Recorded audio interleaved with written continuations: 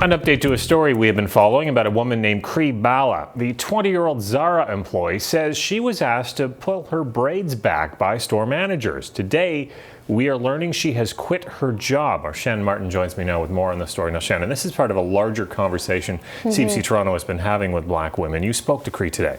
Yes, and she says she really felt she had no choice but to quit. She says she tried to go through all the proper channels with Zara, complaining to HR. She had a meeting, and she says the company asked her to sign a confidentiality agreement, and she didn't. She felt her story was just too important, and she wanted to go public.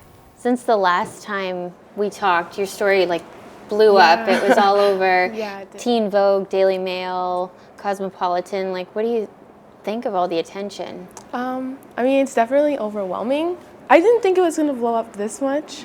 It was kind of just I was very hesitant at first, but my sister and my parents were definitely this is something that you have to do. If you feel like you were wronged and you're not being heard. Obviously, there's going to be backlash. There's going to be people who don't agree with you, and that could be really hard to take in. So what's happened since? Are you still working at Zara? So no, I'm no longer working at Zara. I didn't feel like it was okay for me. I wasn't okay with working for a company that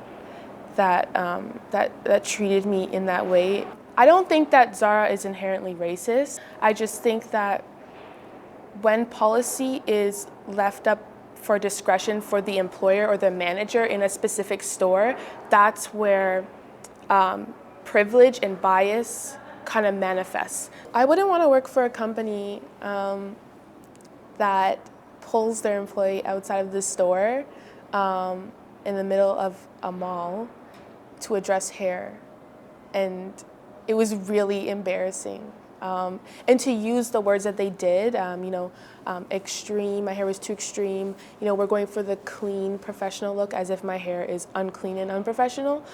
Those words are very problematic. Zara hasn't given any interviews about the incident, but it did release a statement, which we read to Ballah. Zara would never, under any circumstances, ask an employee to remove his or her braids. So what do you think when you hear that? It's definitely a stark contrast from what I experienced. I just wanted to have Zara acknowledge what they did instead of totally denying it. Do you feel like they acknowledged what they did? No, not at all. They didn't. It's not that I think they did not. I asked for an apology. It was turned down.